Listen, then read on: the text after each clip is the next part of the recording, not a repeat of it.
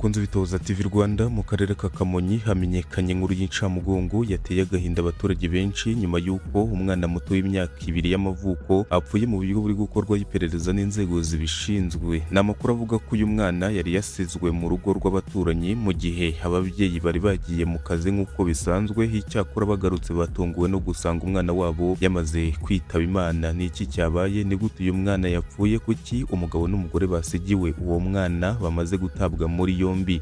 Komeza urebe iyi video kugeza ku musozo kugira ngo umenye amakuru abari kuvugwa hirya no hino ku isi, by'umwihariko mu Rwanda.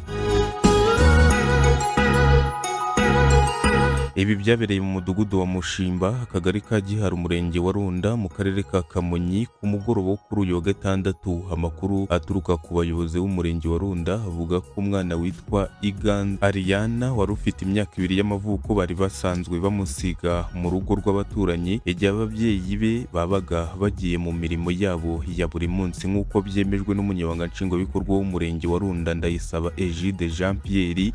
Ababyeyi b'uyu mwana bagarutse bavuye ku kazi basanga umwana wabo yamaze kwitaba Imana. Aya makuru yahise atungura abaturage ndetse anatera impungenge mu baturanyi bari bamuzi. Nyuma y'uko ibi bimenyekana, urwego rw'igihugu rw'ubugenzacyaha RIB rwahise rutangira iperereza kugira ngo hamenyekane icyateye uru rupfu. Ni muri iryo perereza rero umugabo n'umugore bari basigiwe uyu mwana bahise batabwa muri yombi kugira ngo hakorwe iperereza ku cyaha bakekwaho cyo kwica uyu mwana. Kugeza ubu aba bakekwaho bafungiye kuri sitasiyo ya RIB iherereye mu murenge wa Runda. Umurambo wa Ariana wajyanywe mu bitaro bya polisi ku Kacyiru kugira ngo ukorerwe isuzuma rifasha kumenya icyateye uru rupfu rwe. Umuyobozi w'umurenge wa Runda bwatangaje ko nta makuru bwari bufite agaragaza ko iyi miryango yombi yari ifitanye amakimbirane cyangwa se ikibazo icyo ari cyo cyose cyashobora gutuma habaho kwihorera.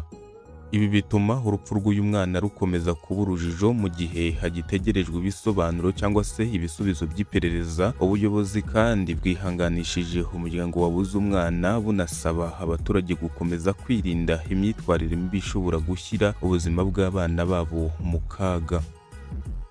Ni inkuru ikomeje gutera agahinda no kwibaza byinshi ku baturage ba Kamonyi ndetse no mu banyarwanda muri rusange. Turakomeza gukurikirana iby'iyi dosiye kugira ngo tuzabagezeho amakuru mashya azava mu iperereza. Niba ukunda amakuru yihuse kandi yizewe, kanda subscribe, like ndetse usangize abandi iyi video. Mwakoze cyane gukurikira Itohoza TV Rwanda.